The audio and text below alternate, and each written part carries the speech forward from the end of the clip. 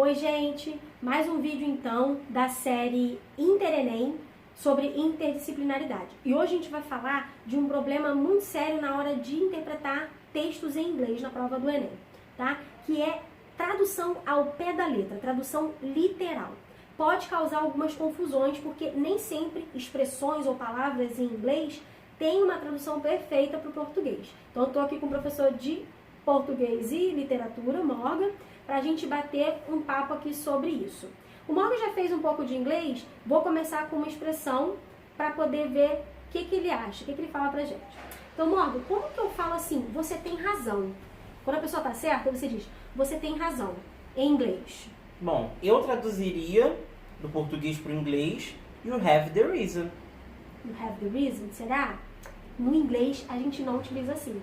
Isso seria uma tradução ao pé da letra, né? Ele traduziu o que, Morgan? Eu traduzi cada palavra como se elas fossem unidades.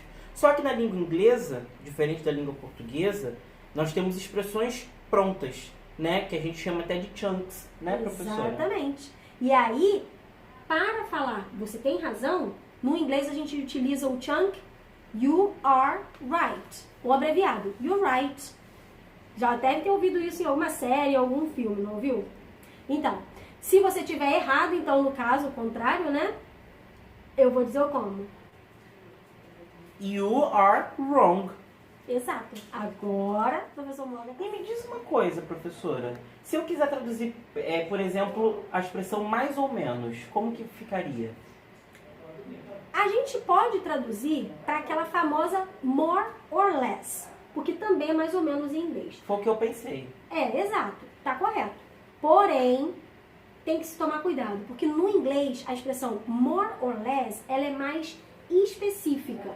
Ela serve para, por exemplo, coisas de ordem de grandeza. Vamos supor que eu dei o exemplo aqui que o Jacobs deu pra gente. 12 milhões, mais ou menos 12 milhões de pessoas vivem ou moram em São Paulo. Eu posso dizer, more or less, 12,000 people live in São Paulo. Então, eu posso utilizar para isso. No português, né, professor, a gente tende a utilizar a expressão mais ou menos de forma mais genérica, não é? É. Lembrando que mais ou menos é composto por dois advérbios de intensidade. Então, como a professora Morgana falou, a gente vai usar a expressão mais ou menos para o inglês em determinado contexto. Só que na língua portuguesa, não há outra expressão mais usual para indicar que algo está razoável, né? Que não é nem tão bom, nem tão ruim. Mais ou menos. A gente pode usar para todas as situações que a gente queira dizer que algo é regular. Estima-se que hoje no Brasil se fale mais de 200 línguas, nas 5 regiões que dividem o país. Cada região vai ter suas diferenças, dependendo do contexto histórico, social e geográfico.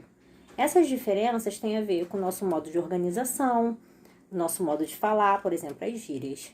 Lembrando que as línguas são heranças históricas que passam de geração em geração e que formam a nossa cultura. Tchau, até a próxima dica.